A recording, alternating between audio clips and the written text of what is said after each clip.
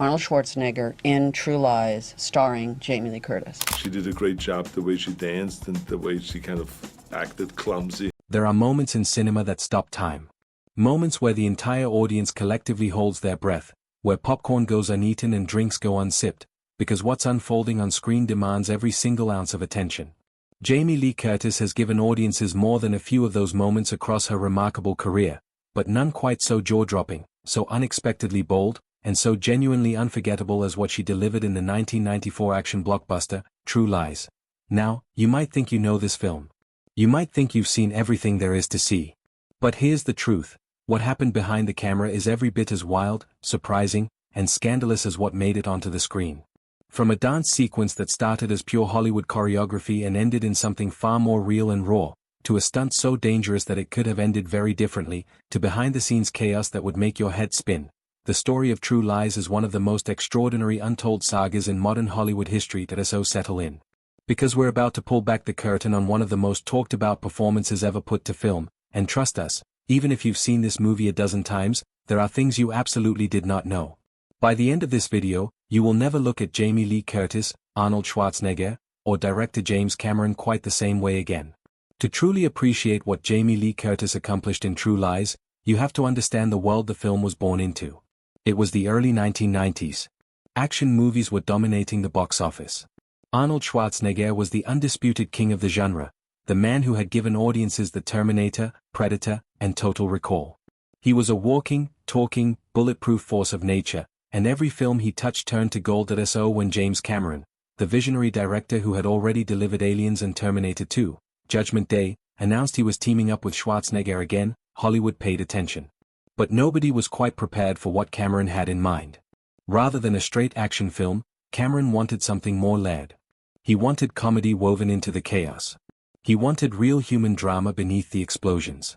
And most importantly, he wanted a female lead who wasn't simply a prop or a damsel. He wanted a woman who could anchor the entire emotional heart of the film. That woman was Jamie Lee Curtis. At the time, casting Curtis raised a few eyebrows.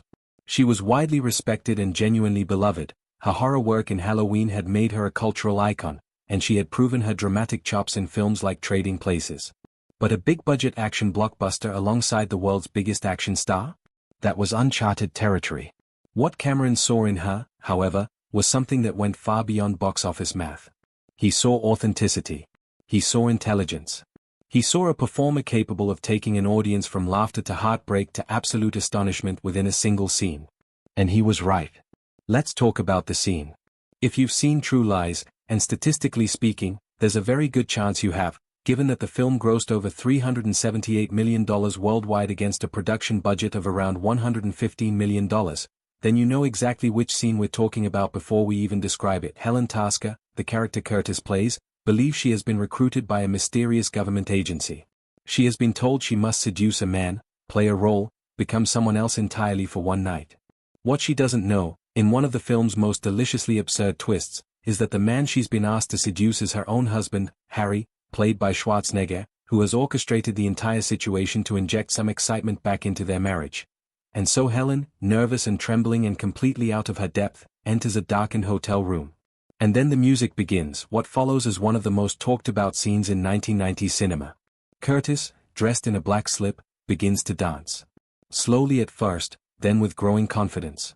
She moves around the room with the energy of someone who is terrified and exhilarated in equal measure, because that's exactly what her character is feeling. The performance is electric. It is vulnerable and bold simultaneously, which is an almost impossible combination to pull off, and yet Curtis does it with breathtaking ease. Now here's where the story gets genuinely fascinating. The dance sequence required weeks of preparation. Curtis worked with choreographers, practiced her movement, and carefully constructed every moment of Helen's journey from nervous uncertainty to something approaching genuine confidence. The scene was meticulously planned because it had to be. The lighting, the camera angles, the emotional arc of the performance all needed to align perfectly. But here's something that most people don't know about that famous scene. During filming, Curtis slipped. While navigating the room in heels, moving around the furniture with all the careful precision that the choreography demanded, she lost her footing and went down. It happened in the middle of a take, completely unplanned, right in the middle of what was supposed to be a carefully controlled performance. Now, most directors would call cut. Most directors would reset the scene, check on their actress, and start over. James Cameron is not most directors. Cameron watched what happened next with the eye of someone who understood instinctively that some of the greatest moments in cinema are the ones that nobody planned. Because Curtis didn't panic. She didn't break character. She absorbed the fall with the same nervous energy that Helen would have absorbed it, kept her composure, and continued. And Schwarzenegger, watching from across the room, his face momentarily registering genuine surprise, played along with equal instinct. His brief, real reaction of startled amusement became part of the scene itself. Cameron kept the footage. Of course he did. What's particularly interesting is the slight contradiction in the stories that emerged over time. Some accounts suggest the slip was entirely accidental and Cameron simply chose to use it. Others, including some comments from Curtis herself in later interviews, suggest the fall had been loosely incorporated into the plan, that Curtis had said she was willing to fall but didn't want to do it more than twice given the risk of twisting her ankle in heels. What both accounts agree on is this: whether the precise moment was planned or not, the authentic human reaction it generated was real, and that reality is exactly what makes the scene so electrifying to watch even decades later. That there's a lesson buried in there about filmmaking, about performance, and about the kind of magic that happens when talented people trust each other enough to let the unexpected become the extraordinary. To understand why Curtis gave the performance she did, you have to understand who Jamie Lee Curtis is as a performer and as a person. She is someone who has never been interested in doing things the easy way. She is someone who has consistently chosen truth over comfort, vulnerability over protection, and genuine emotion over polished artifice. Curtis grew up inside Hollywood royalty. Her mother was Janet Leigh, whose own iconic scene in Psycho remains one of the most discussed moments in cinema history, and her father was Tony Curtis, one of the defining leading men of the Golden Age. She was born into a world of cameras and spotlights and the impossible pressure of expectation. And yet she carved her own path, defined herself on her own terms, and built a career that has now spanned more than 4 decades without ever losing the quality that makes audiences trust her completely: realness. When Cameron approached her about True Lies, Curtis was initially uncertain about whether the role was right for her. Helen Tasker, as written, could have been a passive character, the wife at home, the woman who doesn't know what her husband really does, the supporting player in someone else's adventure. Curtis was not interested in playing that version of the character. What she negotiated, through her conversations with Cameron, was a Helen who had her own journey, her own transformation, her own moments of genuine agency and power. The dance scene was central to that negotiation. It wasn't just a moment of spectacle. It was the pivot point of Helen's entire character arc, the moment where this ordinary suburban woman reaches inside herself and finds something unexpected. The fact that Curtis threw herself into it with such fearless commitment wasn't an accident. It was the result of an actress who understood exactly what her character needed and refused to deliver anything less. The dance sequence was not the only time Jamie Lee Curtis refused to take the safe route on True Lies. The film's production was, by any reasonable standard, extraordinarily dangerous.